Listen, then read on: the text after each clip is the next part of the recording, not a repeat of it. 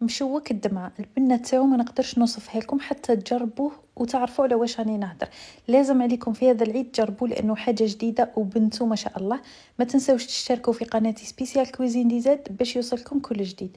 في المقادير نسحقوا 250 غرام زبده طريه بحراره المطبخ، نسحقوا 2 مغارف كبار سكر، نسحقوا كاس تاع اللوز يكون محمص ومرحي بقشورو، ونسحقوا بيضه كامله و2 صفار بيض.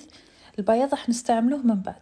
نسحقوا كيس فانيليا، مغرفة صغيرة خميرة الحلويات، مغرفة كبيرة تاع العسل، ومبشور الليمون اللي راح يضيف مذاق ما شاء الله. من الأحسن ديروه. هنا راح نستعمل البيتخان ولا تقدروا ديروا الباتور ولا بيدكم كيما تحبوا. ندير 2 مغارف كبار تاع السكر، زيد المغرفة الكبيرة تاع العسل.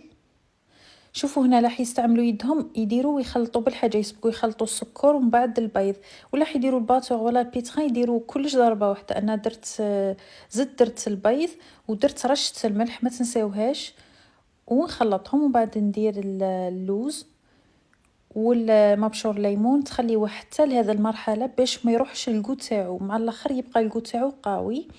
نبدا ندير الفارينه. درت الكاس الاول تاع الفارينه وخميره الحلويات، نغربلو كلش باش يجي الكاطو تاعنا خفيف ونخلط مليح.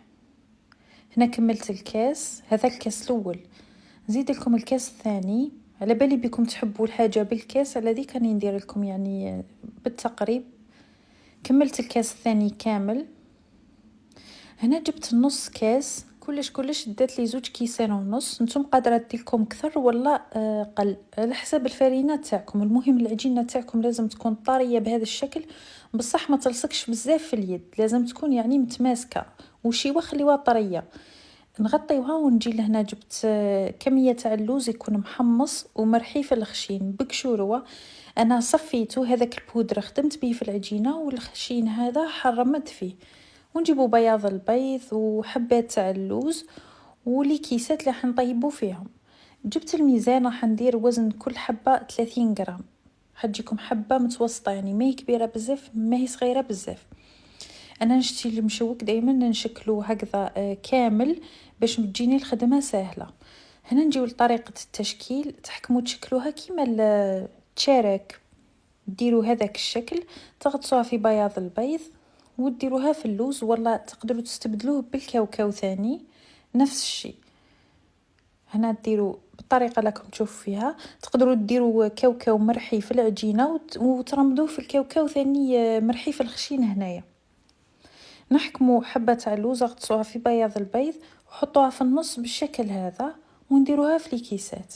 طريقه سهله بزاف، انا شكلتهم كامل بنفس الطريقه باش تسهل عليا الخدمه. تقدروا ديروا الطريقه الاولى اللي درتها ولا تقدروا تشكلوهم بهذا الشكل باش تغطسوهم في بياض البيض. وصراحه يعني كي ديروهم بالطريقه الاولى حيجي شكلهم متحوف اكثر. هنايا الوسم واللوز يبقى خشين، ما يجيش داخل في الحبه وتجي باين الشكل تاعها.